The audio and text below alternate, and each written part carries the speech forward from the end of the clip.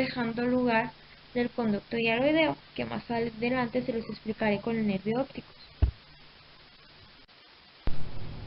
El mesénquima también reviste la parte interior de la cúpula óptica a través de la fisura coroidea. Aquí se forman los vasos hialoideos que durante la brida intrauterina irrigan al cristalino y forman la capa vascular sobre la superficie interna de la retina. Además, son una red de delicadas fibras entre el cristalino y la retina, que tienen espacios intersticiales que se rellenan posteriormente con una sustancia gelatinosa que es el cuerpo vítreo. Los vasos hialoideos de esta zona son eliminados y desaparecen durante la vida fetal. El mesénquima también rodea la parte interna del ojo o la cúpula óptica a través de la fisura coroidea. Se forman los vasos hialoideos que durante la vida intrauterina irrigan el cristalino y forman la capa vascular sobre la superficie interna de la retina. Forma una red de delicadas fibras que entre el cristalino y la retina se hacen los espacios intersticiales de esta red y rellenan posteriormente con una sustancia gelatinosa transparente que van a formar el cuerpo vítreo. Los vasos hialoideos de esta zona son eliminados y desaparecen durante la vida fetal, que más adelante yo se los voy a comentar. La cúpula óptica está conectada con el cerebro a través del tallo óptico que tiene un surco que es la fisura coroidea, que lo vemos en la figura A. Durante la séptima semana la fisura coroidea se cierra y se forma un túnel estrecho en el interior del tallo óptico. Gracias a que el número creciente de las fibras nerviosas, la pared interna del tallo crece y las paredes interna y externa del tallo se fusionan. Las células de la capa interna proporcionan una red de neuroglía que soporta las fibras nerviosas del nervio óptico. El tallo se transforma en el nervio óptico y en el centro contiene una porción de arteria hialoidea que eventualmente será la arteria central de la retina. En esta última imagen vemos las diferentes etapas de lo que les comentaba anteriormente.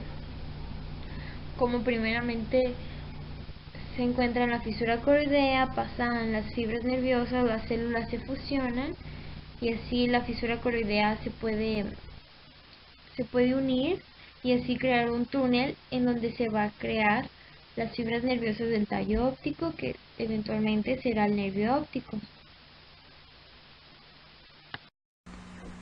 Bien, continuaremos con el sistema tegumentario, en el cual vamos a desarrollar la embriología de la piel, el pelo y las glándulas específicamente sudoríparas y mamarias.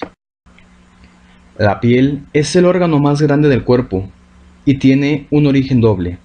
La capa superficial, la epidermis, se forma a partir del ectodermo superficial y la capa profunda, la dermis, se forma a partir del mesénquima subyacente. Hablando de epidermis, en un principio el embrión se va a encontrar cubierto por una única capa de células ectodérmicas.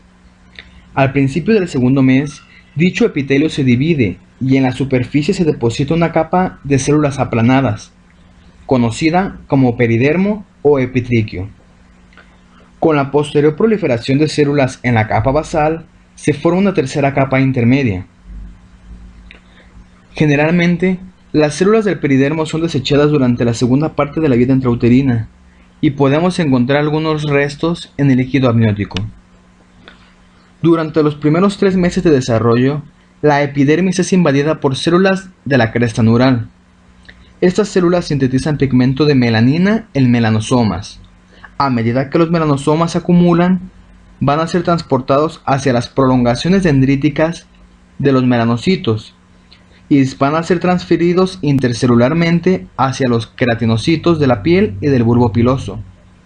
De este modo es que adquirimos la pigmentación de la piel y del pelo. Al final del cuarto mes, la epidermis adquiere su disposición definitiva y pueden diferenciarse en 4 capas: la capa basal o germinativa, la capa espinosa, la capa granular y la capa callosa, que en la siguiente diapositiva vamos a ver una imagen en la que vamos a explicar cada una de estas.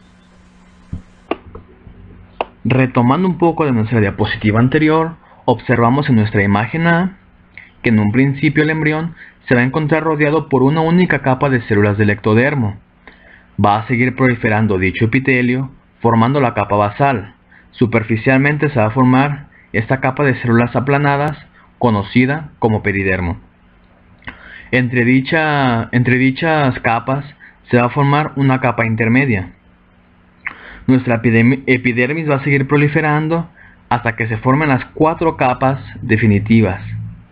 La capa más profunda, la capa germinativa, es responsable de la producción de nuevas células.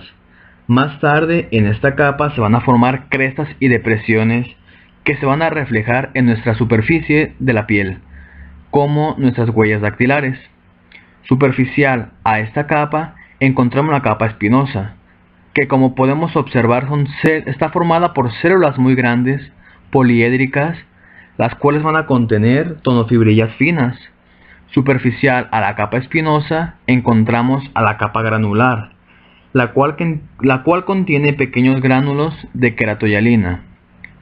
Finalmente encontramos la capa más superficial, la capa callosa, la cual está formada por células muertas densamente empaquetadas y las cuales van a contener queratina. Hablando de dermis, tenemos que va a derivar del mesénquima subyacente dependiendo de la región de la que estemos hablando. Es decir, la dermis de nuestras extremidades va a derivar del mesodermo de la placa lateral.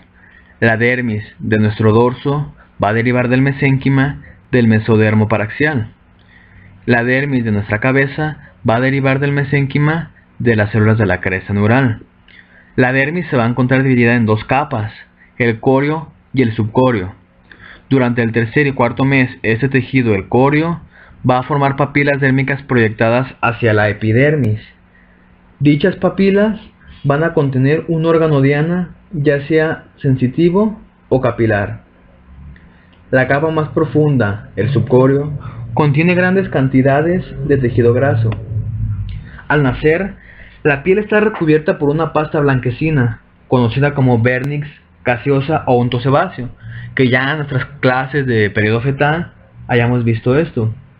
Dicha capa va a estar formada por secreciones de glándulas sebáceas y por células y pelos epidérmicos degenerados.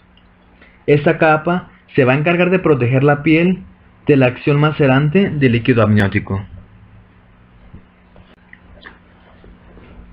En cuanto a consideraciones clínicas, podemos hablar de la ictiosis, la cual es una queratinización excesiva, específicamente en nuestra capa callosa. Dicha anomalía puede estar ligada al cromosoma X. De igual forma podemos hablar del albinismo, el cual es causado por una ausencia de migración de las células de la cresta neural. Como ya vimos, esas células se encargan de sintetizar la melanina en melanosomas, y al no ocurrir dicho proceso, no va a surgir la pigmentación en cierta parte de nuestro cuerpo. Es decir, podemos encontrar un mechón blanco en nuestro cabello, no sé, alguna manchita blanca en nuestra piel. De igual forma, debido a la ausencia de migración de las células de la cresta neural en nuestros ojos, se produce ese color verde, azul, que aunque se ve hermoso, al final de cuentas es una anomalía. Sin embargo, también puede ocurrir un exceso de migración de las células de la cresta neural. Gracias a este exceso es que se forman nuestros lunares. Vamos a continuar con la formación del pelo. El pelo se desarrolla a partir de una proliferación epidérmica de la capa germinativa que va en dirección, o mejor dicho, penetrando la dermis subyacente. Después de eso, en el extremo terminal del folículo, las yemas del pelo forman invaginaciones, también llamadas papilas pilosas. A continuación, estas papilas se llenan rápidamente del mesodermo, donde se van a desarrollar vasos y terminaciones nerviosas. Bueno, estas células del centro de las yemas van adquiriendo forma de huso y se van queratinizando. Esto va a formar el tallo del pelo. Y las células periféricas son aparte. Estas células periféricas adquieren forma cuboide en vez de forma de huso, para posteriormente formar la vaina de pelo epitelial. También se forma, aparte, una vaina de raíz dérmica, pero esta Está formada por el mesénquima envolvente, del cual también se deriva un musculito liso, uno muy pequeño, llamado músculo erector de los pelos, que generalmente está unido a la vaina de la raíz dérmica. Las células cuboides que anteriormente les mencioné continúan proliferando en la base del tallo, empujando el pelo hacia arriba. Para finales del tercer mes aparece vello en la zona de la ceja y el labio superior. Primeramente entonces en la ceja y el labio superior. Como ya sabemos, el primer vello que aparece es el lanugo, que se pierde aproximadamente al momento de nacer y se sustituye por pelo más grueso o nuevos folículos, y por nuevos folículos, perdón. En la pared epitelial generalmente aparece una yemita que penetra el mesodermo circundante, formando las glándulas sebáceas, que las células de su región central se degeneran y van formando sebo, que es secretado, este sebo, por el folículo piloso. En la imagen A podemos observar la evaginación de la epidermis, proliferación mejor dicho. La epidermis es lo azul que vemos. Y la dermis sería este rosita muy pálido que vemos por debajo, esto que se ve más claro. Y hasta abajo, en su extremo, vemos la yema de pelo.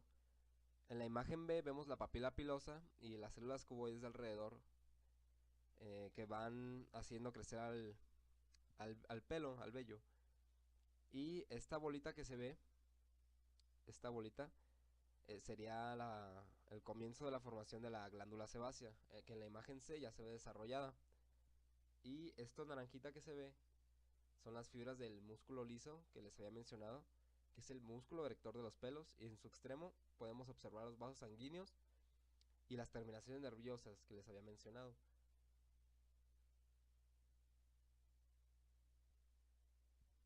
Vamos a continuar con las glándulas sudoríparas. En las glándulas sudoríparas vamos a tener dos tipos, las de tipo exócrinas y las tipo apócrinas. Las exócrinas se encuentran en la piel de la mayor parte del cuerpo. Comienzan como una yema de la capa germinativa de la epidermis, que también se introduce en la dermis. Su extremo se enrolla para formar las partes secretoras del sudor de las glándulas. Estas glándulas funcionan con mecanismos merógenos, mejor dicho, por exocitosis, o sea que secretan, obviamente, y participan en el control de la temperatura.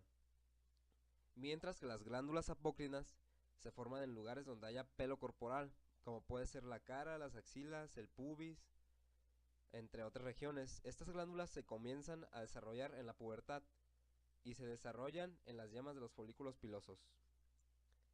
El sudor secretado por estas glándulas contiene lípidos, proteínas y feromonas, productos que degradan las bacterias y estas producen el olor del sudor. Rápidamente ahora vamos con las glándulas mamarias. Las glándulas mamarias son prácticamente glándulas sudoríparas modificadas.